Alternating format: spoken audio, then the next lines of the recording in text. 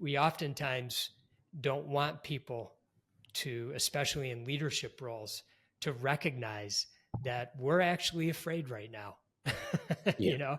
There's some really challenging things, and I'm trying to be the calm in the storm, but inside it's churning up and I am afraid for everything.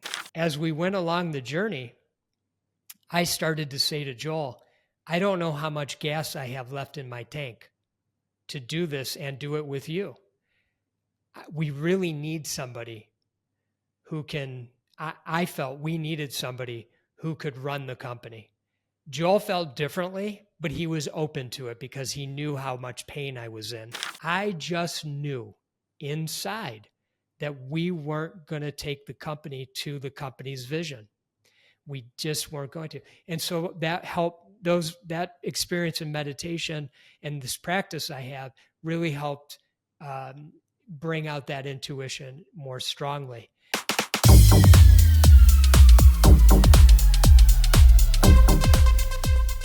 Hey, welcome to this week's episode of The Freedom Experience. I'm your host, Jean Moncrief. In this episode, I have a very special guest. Rob Dube is a speaker, he's an author, he's an entrepreneur, but most of all, he's a good friend. And Rob and I met many years ago through the Small Giants community, and we were both part of a passport group of 8 to 10 entrepreneurs who once a quarter met to go behind the scenes of some very special businesses. Companies like Zingerman's and Beryl Health and Cliff Bar. And we had the opportunity to peel back the curtains and take a look what was making those companies so successful, how we could apply that in our own businesses, and how we could learn from one another. Now, back then, and still today, Rob was a runner, a vegan, he meditated daily, things that we looked at curious with a degree of curiosity back then, but today many of us are looking to build some of those practices into our own lives. So I thought it would be great to get him on the show and have a conversation about finding your true self. Rob's entrepreneurial journey began way back at school, where he and Joel, his best mate, were selling blow pops from their locker, and they went on to found a company called imageOne together, which is actually mentioned in the book Traction by Gino Wickman. imageOne was one of the first adopters of the entrepreneurial operating system. And he recommended to me that I use it in my own business when I was trying to deal with a lot of those kind of challenges that you do face when you're trying to grow a business. So over the years, imageOne did phenomenally well. The business was actually sold at one point, and then Rob and Joel ended up taking the business back. imageOne has also received numerous accolades from the Forbes Small Giant community as America's best small companies, Inc. magazine, best place to work, and the number one place to work in Michigan. Rob wrote the book Do Nothing, which helped me figure out my own meditation practice and follow that path. But most recently, he's co-authored Shine with Gino Wickman. And in the book, Rob and Gino tackle how looking inward is the key to finding true entrepreneurial freedom and to uncovering our own true selves. So in our conversation, we discussed the power of 10-year thinking and how that 10-year business cycle, when you look in out 10 years down the line and you're thinking in those chunks, you can actually slow down time and build a really good business. It gives you opportunity to find clarity and to build that great company that you're looking to build. We also dive into this idea of a messy path to get where you want to go over those 10 years and how that is, in fact, a very beautiful path.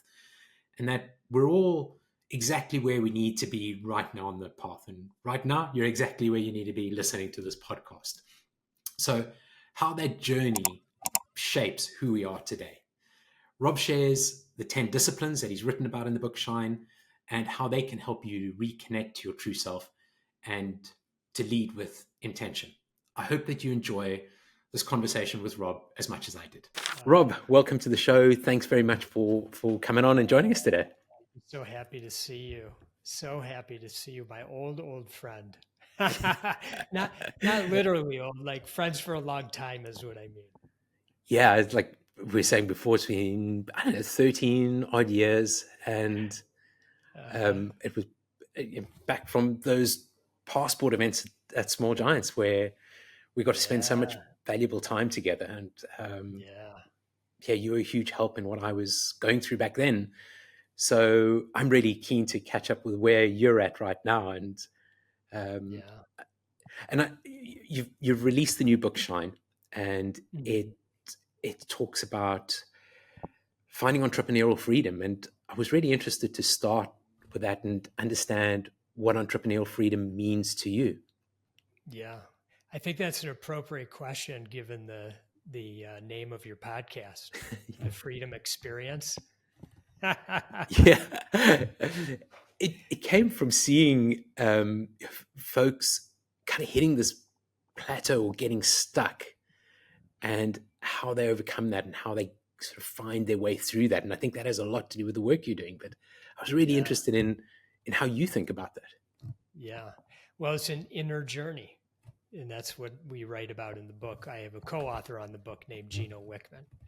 And so what does it mean to me? It means continuing to do the inner work so I can get closer to my true self more frequently, which will help guide me in all my decisions. So I make more decisions from a place of love and less decisions from a place of fear. What is we talk? You talk about moving closer to your true self. For the folks who Yeah. are listening, what does that true self mean? Well, it's defined many different ways by many different people over thousands of years. But once you know it, we kind of created our own definition for the context in which we're presenting it. So I do have a cheat sheet. Okay. So I'm going to just glance down at it from time to time Cool. because that's something I memorize. But at the end of the day, it's the authentic version of yourself. And it's unshaped by societal expectations, professional roles, and social masks. So, what I mean by that when I say that, so, as we make our way through this human experience, we are impacted by different things that happen in our lives, and they inform both the way we think and the way we feel in our body. And so it's shaped over time. Hopefully that makes sense. And your true self is unshaped. So you might imagine a baby. And Yeah. when's the last time you held a baby? Oh, it's been a while ago. I think it was Been a while, probably right? my niece when she was really little. Yeah. What's it like to hold a baby? Yeah, it's like there's a kind of magic to it, I guess. Yeah, They, magic. yeah, I think back to my daughter and holding her the first time and thinking, this is brand new. There's this magical thing to it, and how do I help shape her, I suppose. But yeah, Yeah. the, Yeah. com- I love that you use the word magical. Isn't yeah, that interesting? And when we're holding a baby, it's like we feel a certain energy. It feels so pure. It yeah, feels so non-judgmental. Everything about it just feels perfect. That's why we love holding babies because they remind us of our true self, because that baby is their true self at that moment, because the world hasn't really gotten a hold of that baby yet. Now it makes it sound like everything I'm saying makes it sound like, well, once the world gets a hold of you, you're ruined, which yeah, isn't the case, which isn't the case. But we do have things like an ego. And oftentimes we bury the impact of certain life events behind our ego. We wear a suit of armor. We might be wrapped up in a cocoon, for lack of a better way of saying it. And our ego is trying to protect us from harm, what it believes to be harm. And that might mean people getting to really know us at the deepest of levels, the things that we fear. We oftentimes don't want people to, especially in leadership roles, to recognize that we're actually afraid right now. yeah, There's some really challenging things, and I'm trying to be the calm in the storm, but inside it's churning up, and I am afraid for everything. I'm afraid that we'll lose our biggest client. I'm afraid that we're going to have to let people go from the company. I'm afraid that, the whole company might go bankrupt. I mean, you could go down rabbit holes, but your true self it doesn't waver in those moments. And your true self is also not afraid to allow the world to see how you really feel. And so these are examples that we like to use and share when we're talking about what the true self means. I love the way you describe that, because I've often felt that, is there something wrong with me? I don't feel like I come with any kind of childhood trauma or any kind of real trauma. But the way you've just articulated it at the moment is those things that we're kind of, the ego and the fear is holding on to, and we're too scared to share with somebody else. And also, I've been feeling recently like, am I kind of a member of a very small club of people who didn't go through any kind of childhood trauma? Is there something wrong with me, perhaps? No. Let me build on that. You're not the first person to say that to me. So I should start a club for you all. I'm just kidding. No, you've still been shaped. So I'll give you an example. And it's not about you. I'm just going to share an idea that the listeners can kind of reflect on. Maybe it resonates. Let's say that a person grows up in an incredibly loving home. And let's say within that home, their parents are very successful on to the outer world. Maybe they've had successful careers. And so that child growing up in that home, in that loving home, also begins to get a sense that there's an expectation in life potentially around being successful professionally. And so that carries through as they go through their schooling, and maybe there's a bit of an expectation that they are an excellent student. And so there now is this underlying pressure that's going on that they're not even really aware of, because the parents aren't sitting them down and saying, you better get all A's. You better become a doctor. You better become a very successful entrepreneur. They're not doing that. It's just what the child is witnessing in the world that they've been brought into. And so then as they embark into their young adulthood, say they're getting into their 20s and it's time for them to start becoming self-sufficient, they may have underlying anxiety around being able to meet the standards that they've witnessed in their parents. And their parents didn't do anything specific to create that other than just living their lives. Yeah. And so there's an example that isn't traumatic. You might call it a paper cut. That's how some people refer to it. But yet it carries through with this person's life. And as a result, they start they start carrying this suit of armor, and oftentimes want to show the world, more specifically their parents, that they can be as successful as them, if not even more so.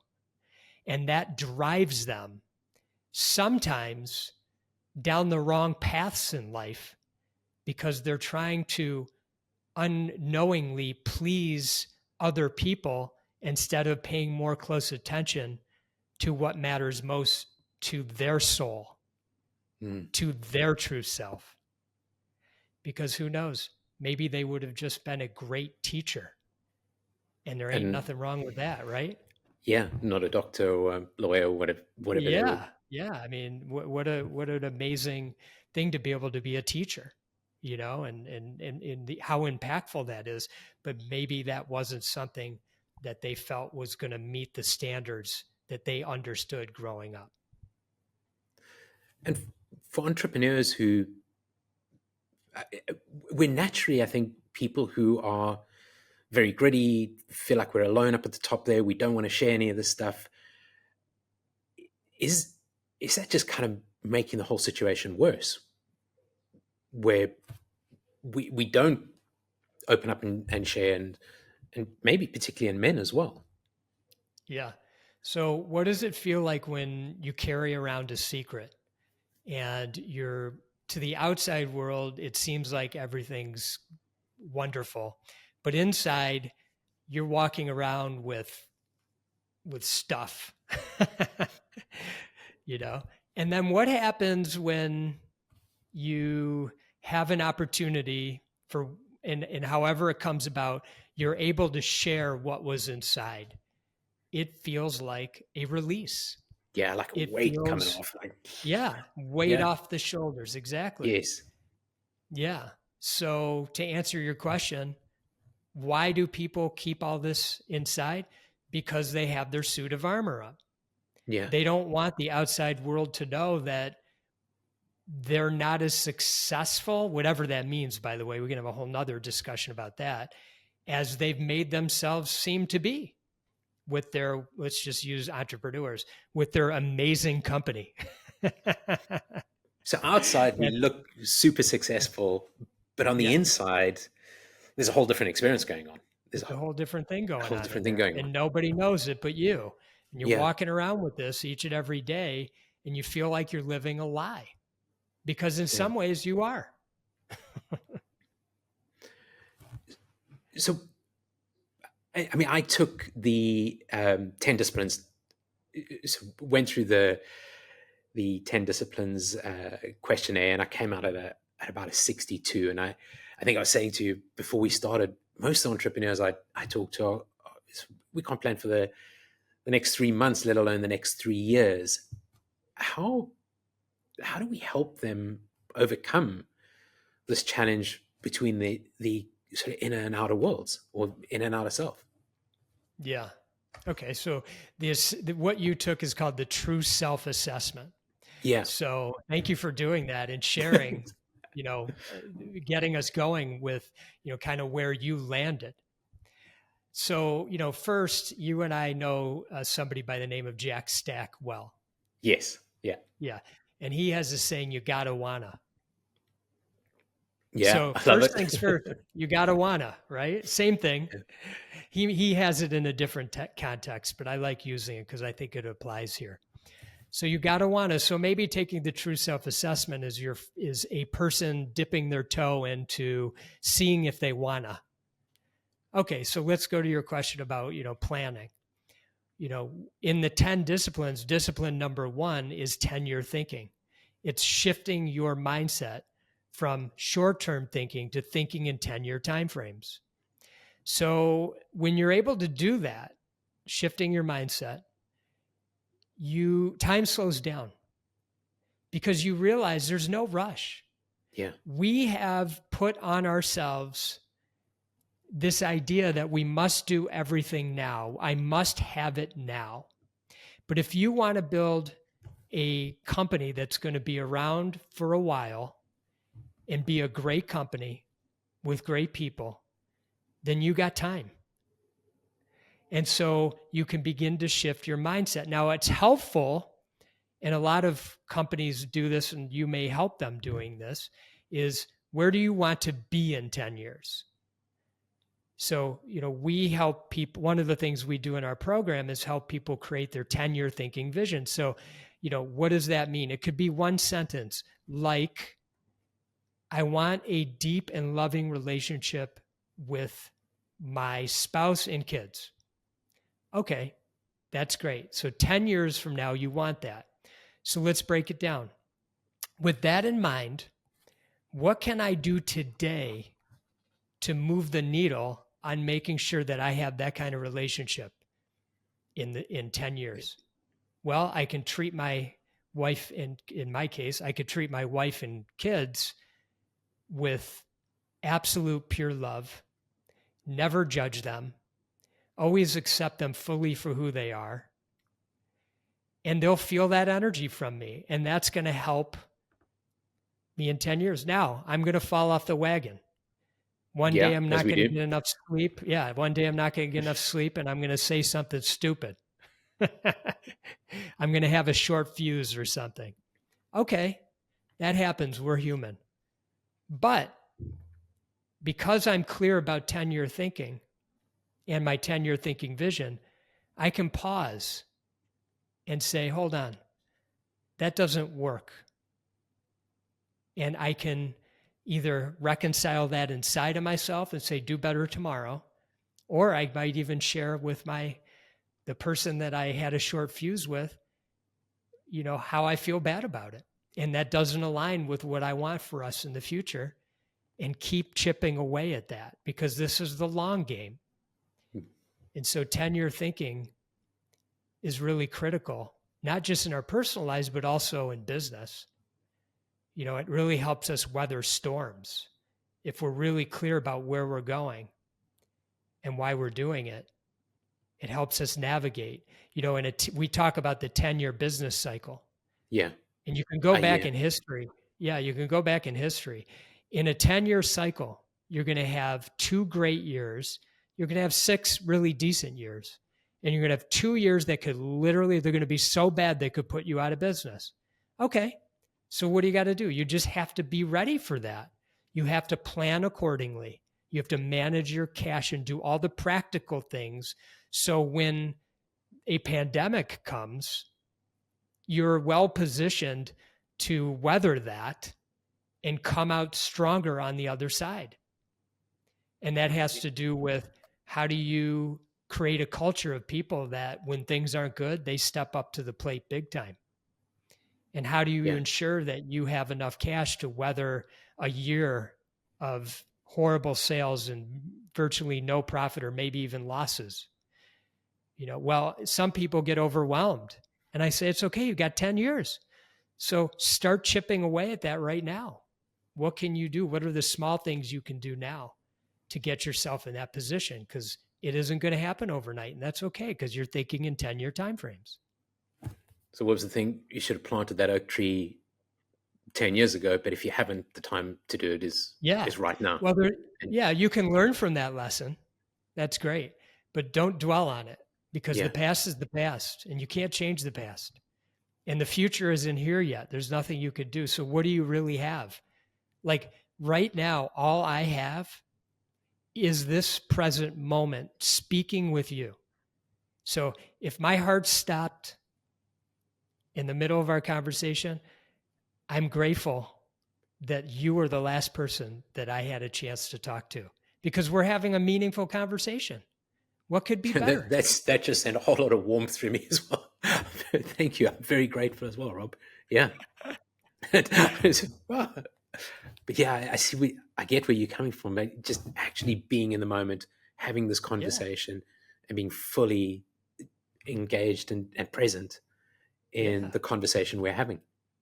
Yeah. Isn't this what life's all about? And the way, No, please go ahead.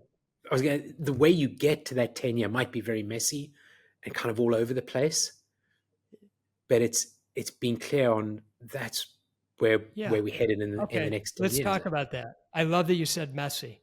What's messy? See, there's no messy.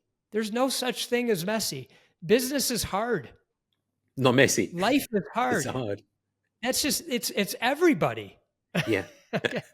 It's all, if you want to call it messy, I think it's beautiful, because it's every step of the way we're learning. We're going on journeys and growing. Yeah, exactly. So I always like to, I was speaking with somebody recently, and they were kind of bummed out because they had 2 business ventures that hadn't gone well. And then they were in this place now where they were very excited, and they were kind of resetting and creating something new and had a lot of energy around it. And this person kept talking about how if they only would have done this, or this in the past, these other things wouldn't have happened. And I wanted to reframe, and during our discussion, I worked to help that person reframe this, because this person was going down a path, and that path took this person in different directions, which got him to a different path, which took him on different directions, which got him to where he is at this moment, which he wouldn't be where he is at this moment without all those experiences. So how can that be messy or failure? That's success. Yeah. Because honestly, he's doing what he was meant to do at this moment. He set himself up perfectly for it. And it's beautiful. There was no failure in any of it. It was all exactly as it should be. Where he should be right now. That's right. Where he should be right now. How many of us or yourself have ended up someplace for some reason through a set of circumstances that we could have never perfectly mapped out? Yeah, it's only when you look back at the breadcrumbs, but Yeah, that's right. Yeah. Thank you. Breadcrumbs is so perfect. Yeah. Because at the time you're like, what am I doing? What's this all about? And then all of a sudden it connects and you're like, huh, I wouldn't be here in this situation if it hadn't been for that, this, and this, and this. And wow, thank goodness. Sometimes I felt like I was in a dark place when that was all going on, but now it sure seems light. You don't have to be in the dark place if you are your true self and you trust what is happening in the present moment is exactly what's supposed to be happening. You just don't like the way what's happening. That's your problem to fix. That's where you have to go inside and ask yourself why this moment isn't good enough for you. What isn't good enough about it for you? And hey, we go through some really crappy stuff in our lives. I mean, some of it, if you put scales on it, some of it takes on greater weight than others. So I'm not trying to minimize difficult times, but we all have them. And it's important for us to understand that that's part of that. What's happening is part of what's supposed to happen in that moment, whether we like it or not. Yeah. Because we can't control it. There's nothing we can do to control it. So if you reflect on your journey as an entrepreneur and what times that you've been through, you started a business with your best friend, you built up that business. I presume you got to a point when you started to implement EOS that there were things going on in the business that you wanted to change and you wanted to sort of grow the business. And then you get to a point where you're going through an exit and you sell the business and then you buy it back.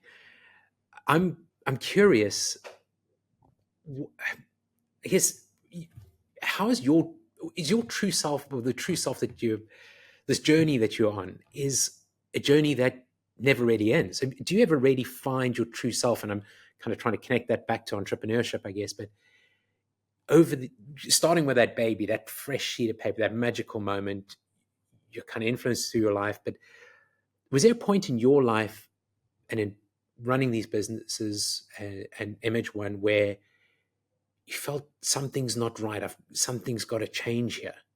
And yes, when was that moment? I don't know the exact moment, but there were a lot of moments where I had a lot of messages that I ignored. So, to your kind of how you queued it up there. My best friend and I started the business. That was a dream come true until we were actually having to run a business. And that relationship with Joel is really important to you. He's your best friend, you talk about him. He's my brother from another mother. Yeah. But all of a sudden running a business had a whole new dynamic, and it stressed the relationship to the maximum.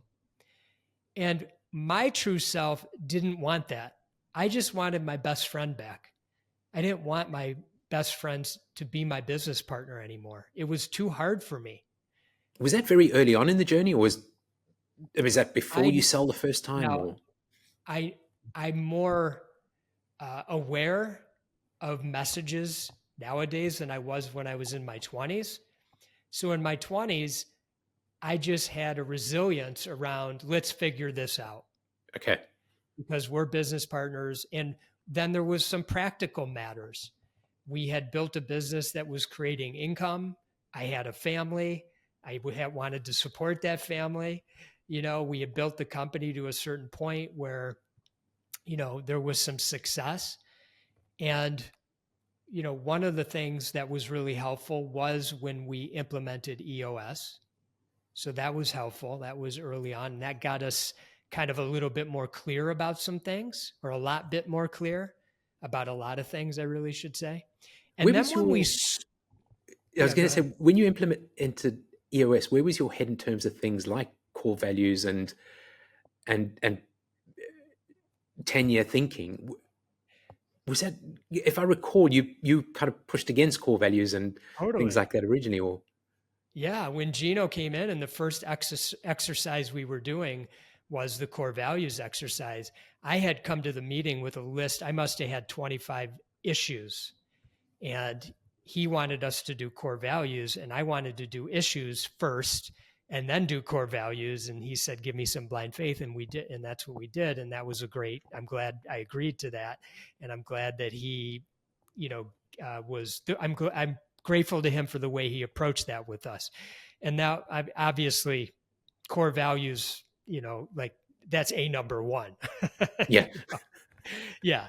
So yeah, I mean, that kind of gives you a sense of, I just felt like I was in a storm and I needed to reduce my anxiety by trying to get through some of these issues, when the biggest issue was we didn't even understand who we were as a company. as a company, not just Yeah. as And individuals. Yeah, that's right. Yeah. As a company, who were we? And getting those values made that really clear. And of course, going through that exercise, and I'm sure many of your listeners, once you do that, you start to notice the people who are part of your company. There's some number of them that they just actually aren't that. yeah, And they've been holding the company back. And then you have to go through that process of making decisions around whether those people can change their ways, or if you have to, part ways. So, but okay, so let me continue on. yeah. Sorry. Uh, no, that's okay. That was a great question. Once we got clear about that and the company really was starting to click on all cylinders, when we sold, one of the things I was excited about that was that we didn't have that partnership challenge anymore. So 18 months later, though, we were given this opportunity to have the company back. So we got back into it. But in the meantime, in Did between, we you were trying to figure out, like, how can we do this better together, or can we? was You that know. decision to buy the company back driven by ego and fear, or did it come out of love? Where were you at that point? So I think that seemed like a good business decision, because Okay, they paid us a lot of money and then they gave it back to us. And it was almost like, how could you not do this? this This is a doesn't even no-brainer. seem to make practical sense. Yeah. Um, and that's what we Okay. did. Yeah. So, but, when I look at that decision, because we actually did think a little bit, not too long, but we did think, do we really want to do this? But see, Small Giants, that book landed on my desk and it inspired me and it inspired Joel. So, that's where we said to ourselves, wow, there's a community like this in the world. And there are companies that can operate in a way that feels more aligned with who we are as people. And so that was more of an opening to become closer to our true selves as we led a business. Because before that, we weren't leading that way. It was Okay. more command and Yeah. control, And so then we were able to develop and cultivate a stronger culture, which, we're proud of, like many of those in the Small Giants community. We're proud of what we ultimately created. As we went along the journey, I started to say to Joel, I don't know how much gas I have left in my tank to do this and do it with you. We really need somebody who can, I felt we needed somebody who could run the company. Joel felt differently, but he was open to it because he knew how much pain I was in. Okay. But I And wanted to be mindful about it. I didn't want to like jump in and try to solve the problem tomorrow. I knew that us to find somebody that the two of us just both felt so good about, and that we knew could take what we had built and appreciate it. Not just appreciate it for himself, but appreciate it, meaning level it up, you know, in a way that we couldn't do. I felt we had hit the ceiling. Later, Joel began to agree with me, but he wasn't quite where I was as soon as I was there. And then we found somebody, and there's a whole story around that that isn't worth telling right now, but there's a whole, you know, serendipitous story around that. And that was really helpful. And he came in, and we quickly realized how talented that person was. And then we created a succession plan, and now he's running the company as CEO.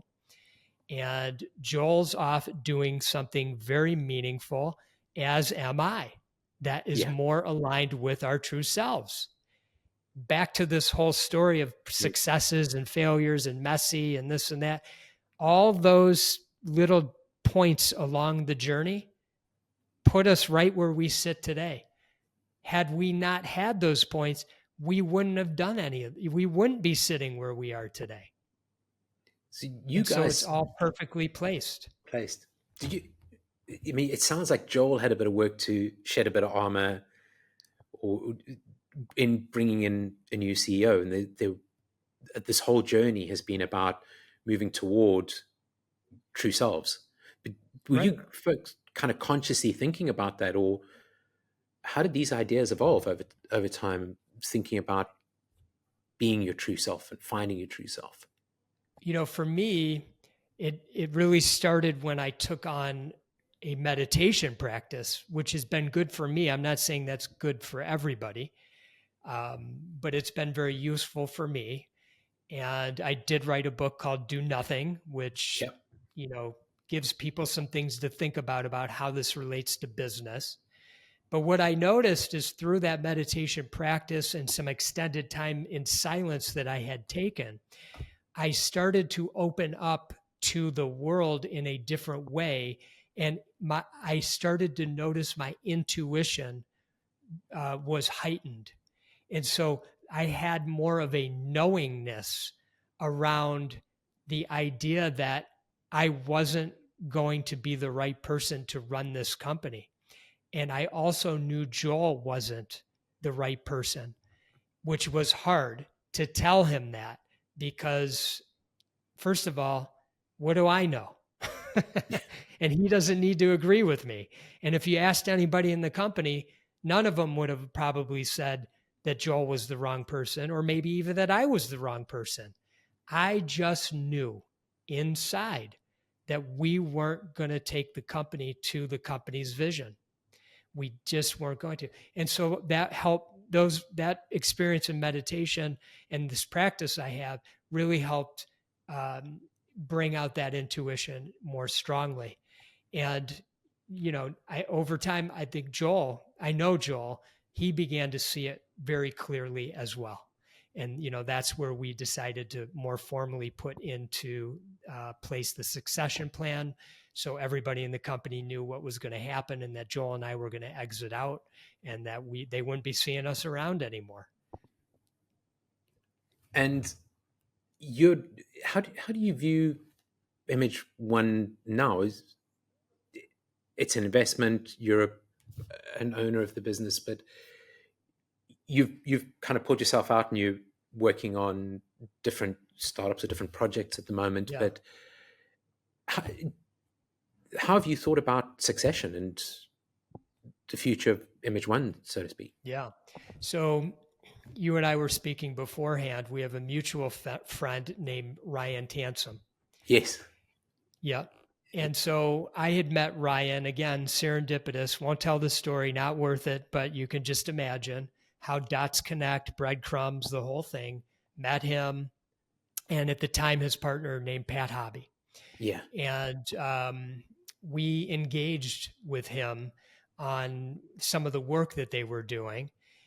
And so Joel and I spent some time with them through their program. And that helped us really begin to look at the company in a different way, in that it was in one part at that time a job for which we made an income, and in another part, an investment of which it was an asset on our personal balance sheets Yeah. that had fluctuating value depending on Depending on what's many going market circumstances, on. you know, and that was really helpful. So, how do I look at it now? I look at it like the latter. It is now an asset on my personal balance sheet, which fluctuates based on market conditions, Yeah. in which I do my best which I am on the board of and have some say with Joel and Josh on trying to keep that asset strong. Yeah. And manage it through challenging times and, less challenging times. And there are other things that we have in mind, like how do we continue to have a successful company where Josh's ultimate goal, which comes from Joel and I, and he's wants this as well, is to sell it to the employees within the next 10 years. And you and I know enough about that through being around our community. But that has to work for Joel and I personally. Yes. Because that's part of an asset for us that we will monetize over time and liquidate so the company Over time. or so the customers can own it. And Ryan and Pat did a masterful job at really articulating that in a way that we could embrace. And Pat is actually our fractional CFO now. So he's right there in the mix with us each and every day. He's amazing. And Ryan is as well. Yeah. Fantastic. So you're even, in terms of that, you've got that 10-year view on it again. You're thinking, this is a 10-year view that we're, and this is where we're going to land up, or where we aim to get. This is where we are right now. And we're in the present, and that's where we're kind of heading to, and we're enjoying the journey. That's right. You got it. So we're talking about, you got to want to do this. And I went through Hit 62, and I know there's some things that I learned a lot about meditation from you and your Do Nothing book. And I try to meditate regularly, and sometimes it goes off the rails a little bit. I'm pretty good at some of the things on those 10 disciplines, but not so much some of the other ones. Is it just a case you've got to want to do this, or is it some accountability, or how do we help CEOs to get in and kind of embrace some of those disciplines? Well, you have to believe, especially driven people who are very busy and sometimes just don't have time to think about this kind of stuff because they keep themselves busy. What I believe is oftentimes subconsciously avoiding what's really going on in there. In there, I'm referring to your body. Your body's sending you messages all the time. So if it pings a person, sometimes the assessment is something that pings a person, where they wake up for a second and they go, that's interesting. Okay, so that's step one. Step two is the person needs to say, I think that's worth investigating more. I want to understand this better. And the third thing is them probably saying themselves, how's this going to make a difference for me? Yeah. And a lot of people say, I have a really good life. I don't have like a bunch of problems, or as you said earlier, traumas, things like this. I'm good. But are we just kidding ourselves? Is it really all that good? Yeah, right. So there's the question. And you took the words out of my mouth. And I believe most of us, if not all of us, we have things that are going on inside of us. We're staying busy to essentially avoid, our ego is keeping us busy, avoiding what's in there. And what we don't want to happen is we don't want to get to an age where we start thinking, oh boy, I something's not right. And I don't have a lot of time left. And you see this in older people a lot, they feel like time's running out because there's angst in there and they never really worked it out. And it doesn't need to be there. It doesn't need to be that way. And it doesn't need to be hard either, by the way. The true self-assessment is a great place to kind of guide you. Like, where should I start with all this? Because it's different for all people. Like you talked about meditation. So discipline number 4 is be still. So that does not mean you need to go meditate. We recommend 4 different ways of being still, but ultimately we encourage each person to find what works best for them. So the 4 ways that are most common that we find resonate with most people are prayer or meditation or journaling or contemplation or some combination of those 4. And what we encourage people to do is take 30 minutes per day and be still. That might look like, you know what? I'm going to meditate for 10 minutes and then I'm going to journal for 20. So there's 2 of those modalities that a person can try.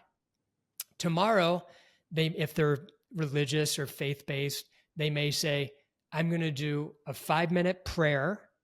Then I'm going to sit in contemplation for 15 minutes. Then I'm going to journal for 10 minutes.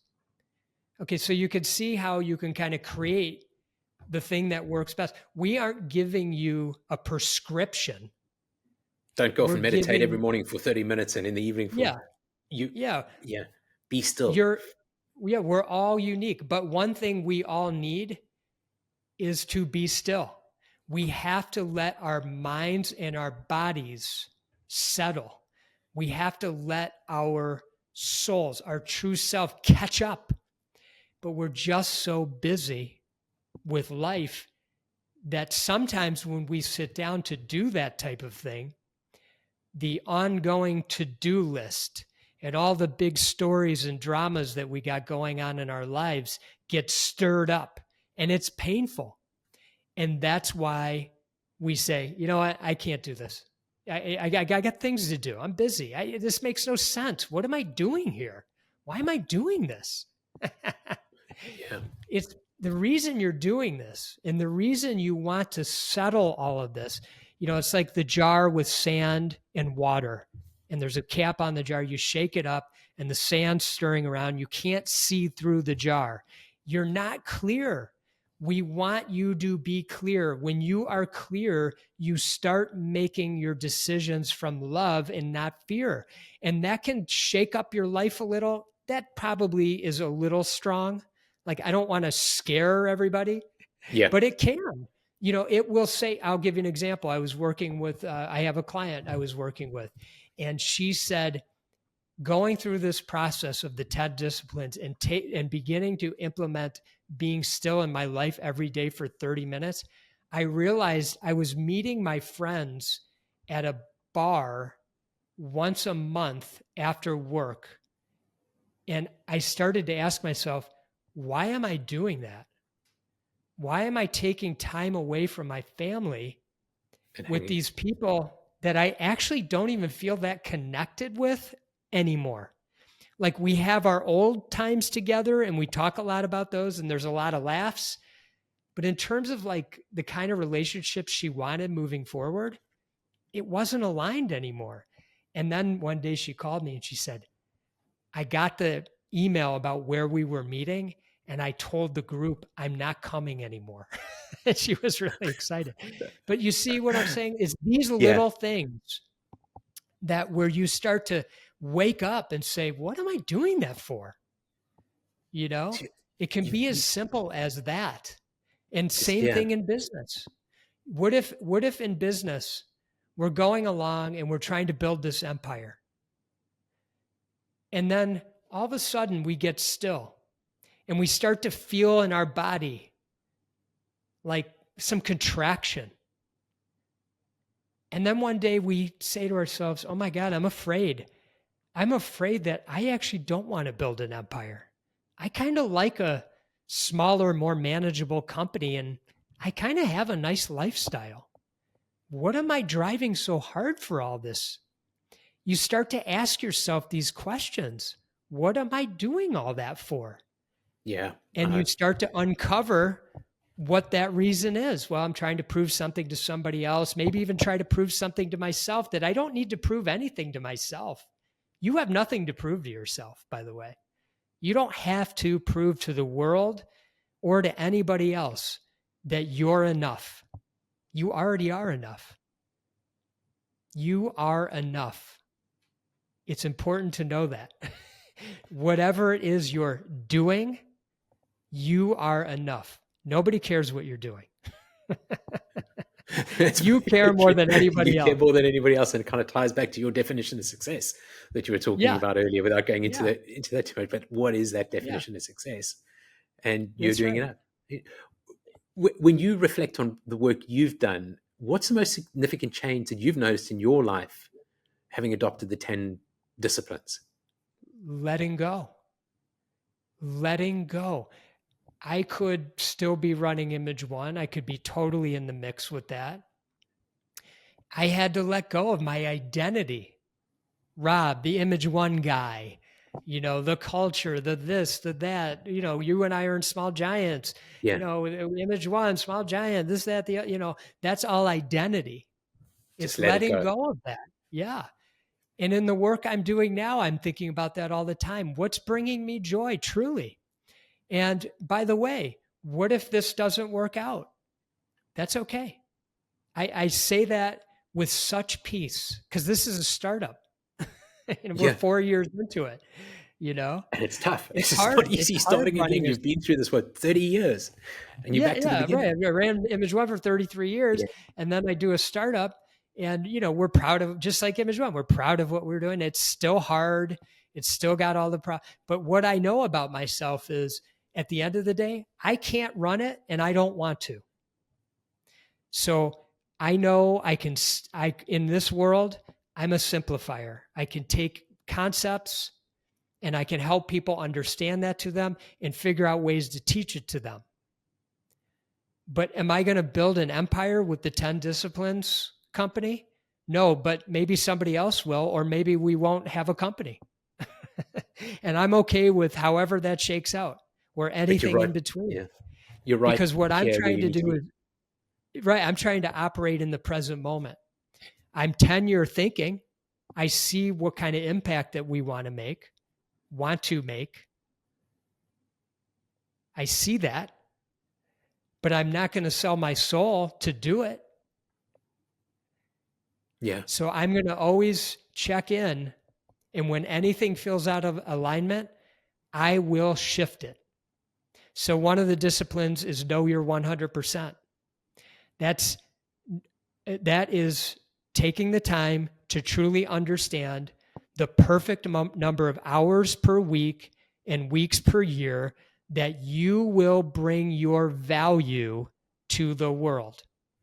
For some people, that's 20 hours, and for others, it's 80 per week. I love that, reading that as well. What's the 100%? And I hadn't thought about that. Yeah, what's your 100%? Yeah. And so how does the 10 disciplines show up in my life? I'm constantly paying attention to what's my 100%. I've been in business a long time.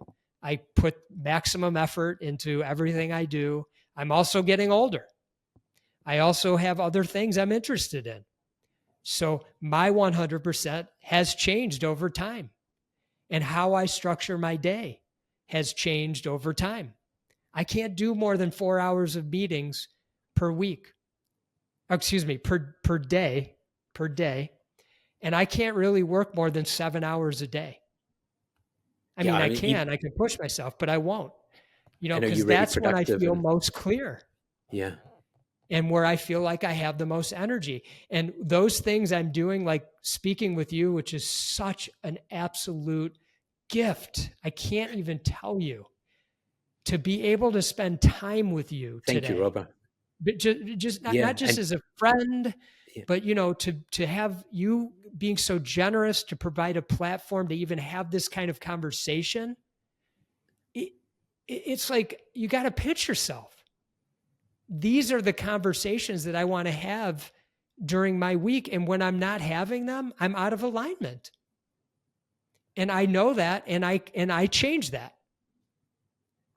And so there's one of the ways that the 10 disciplines shows up. Now, but hey, Rob, how can you get the regular day-to-day stuff done? I mean, you can't always do everything you love. Yes, you can. Discipline number 7 is don't do $25 an hour work or any work that is below your pay grade. And so we need to use the term delegate and elevate. So when I have something that I'm doing that I know doesn't bring me joy, I'm not any good at it, or maybe I'm good at it, but it's, not in my sweet spot. Yeah, it's sucking. Yeah. So I just need to delegate that. So that's all. So, yeah. And some people say, well, the budget, I can't just pay everybody all the time. Yes, you can. Yes, you can. You always can figure out a way if you're thinking in 10-year timeframes.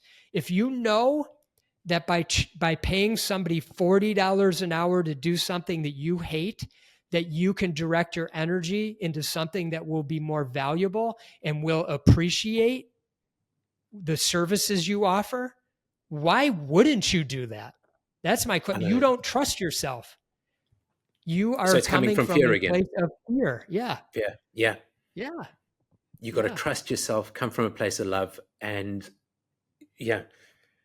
that's right. Make that change. I mean, just thinking about what you're saying it now. So where does somebody start? What's the one step that the listeners can take right now to sort of take that first step? Can I do a shameless plug? Sure. Go for it. That's what. Well, certainly you can buy the book Shine. Yeah. We have a self-study video series that you could go into and learn the 10 disciplines, which is the starting point of this work, because in our life, we need a strong foundation in place to do the inner work, the sort of that stuff that we were talking about earlier in our discussion. You can also join our 10 disciplines group coaching program, which is the thing that I recommend the most highly, because it is live and highly interactive.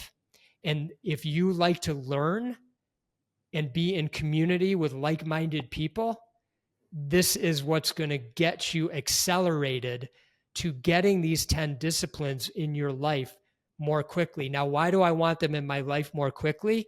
Because it's a strong foundation, as I said, and this foundation will help you solve any personal or professional issue you are having in your life.